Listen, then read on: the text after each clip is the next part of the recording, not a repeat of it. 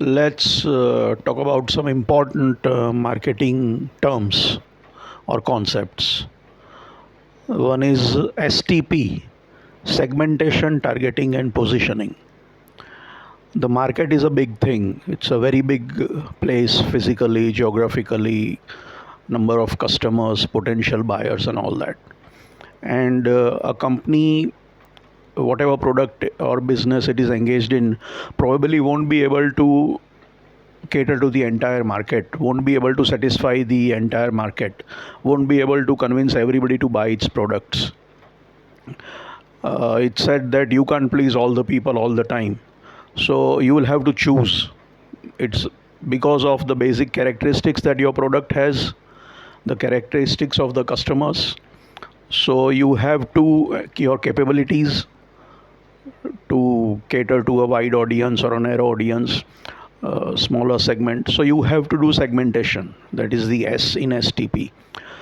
You look at the particular group of customers in the market that you will be able focusing on and you will be producing for and catering to. Segmentation can be done in various ways. You decide that only young people are going to be your consumers or customers, or you decide that so segmentation can be age based, demographic segmentation. You can have males versus females. You can launch products for females or products for males. You can launch products for children. So age, gender based segmentation, age based segmentation, geographical segmentation. You will only operate in a particular region or a place. Segmentation can be based on income, higher income. You are going to produce products which are going to be expensive, so you are looking at higher income people. So segmentation can be done, or educated versus less educated. There are various ways to segment the market. It can be demographic in terms of the profile of the people, which can be age, gender, income level, education, those kinds of things. So geography and all that. So there is a segmentation part of it, based on which you decide that I am going to focus on this segment. This segment of the market is going to be my actual market, and the people in this segment are going to be my customers, and I'll be producing products and giving services to this particular crowd, this particular group. So segmentation generally would be geographical. It can be non-geographical also, as we said. If you're looking at young people in India or young people in Gujarat, those kinds of things. Young people, again, you have to define about what do you mean by young, age groups and all that. The other thing is targeting. Once you identified your segment, you call it your target market. And then you have to do marketing. Then you have to target that particular market or your market target audience. We can call it the segment that you identified, which is going to be your market. It is also known as your target audience, and you have to start targeting that audience. So you have to focus on that audience by through your advertising, promotional activities, product launch activities, reaching out, marketing, communication activities, reaching those customers. So you target what are your strategies. Have to keep that in mind, the target audience, and you have to start looking at how to target them better, how to reach them better, how to make connect with them better, how to actually make them buy.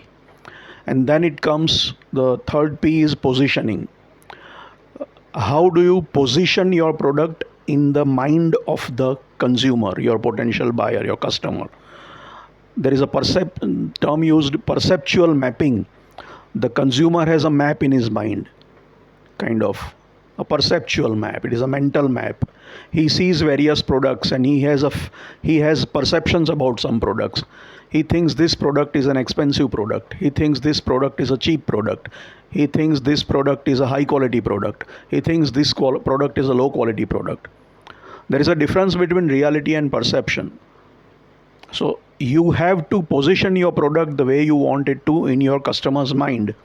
If you want to be seen as a premium product with a premium price, then your communication should be such that that is conveyed to the customer and it fits his mind that your product is a premium product with probably higher pricing.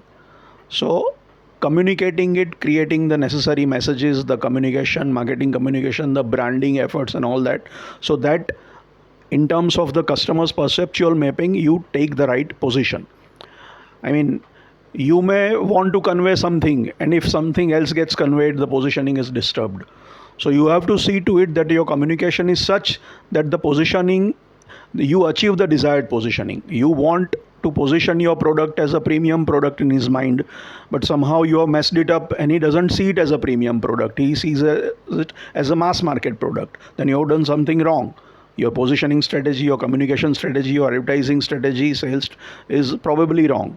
So STP, segmentation, targeting, and positioning, to reach the customers that you are interested in reaching and selling to them. So STP is an important concept. USP is another term used by marketers. USP stands for unique selling proposition. It is basically about differentiation. What is it that differentiates your product from other products? What is the unique thing? One different, special, unique thing only that is available only in your product, and others don't have it. Other competitors don't have it. Competing products don't have it. So people somehow ask this question many times, ask these questions, and you try to answer that question, or you come up with something that you can say that this is my USP. This is something unique in my product or my service. Another important concept is something called PLC, or product life cycle. Generally, this applies to products, to industries, to companies, the life cycle concept. If you talk of the product life cycle concept, it says that when you launch a product, it goes through certain phases. The phases can be termed as introduction, growth, maturity, and decline. When you launch the product, you are in the introduction phase. So over a period of time, the product gets introduced and launched in the market, people come to know about it and they start buying it, your sales increases. That is the introduction phase. Then comes the growth phase. Then a sufficient number of people have known, you've reached a threshold, and automatically word of mouth and everything starts, and it picks up momentum, and as the time goes, your product starts growing, the revenue starts growing, the sales starts growing. So there is growth. Once there is growth, probably others will find out, competitors will find out, and they will start competing with you. They will start launching copies, they will start launching Me Too products or try to take away market share from you. There will be some marketing competition going on in the marketplace, and that would mean there is a maturity. I mean, you find it difficult to grow beyond that level. It's kind of a middle-aged sort of a scene where you have reached the peak, and now crossing the peak might be difficult. And eventually there might be a decline phase also, where the technology goes out of fashion, something goes out of fashion, competition is too strong, customers' tastes and preferences have changed over time. You can even start seeing reduction in your product, new technologies, new industries, new businesses. So this could happen.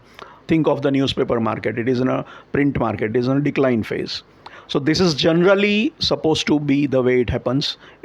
It starts introduction, then growth, then maturity, then decline. Some sort of an S kind of a curve. Not necessarily that it is not as if everything will happen accordingly and this is the way it is always going to happen, but this is a useful idea to have. Even industries go through this life cycle, companies go through these life cycle, and products go through these life cycles. So it is an interesting and useful concept to have. We'll talk later. Thank you.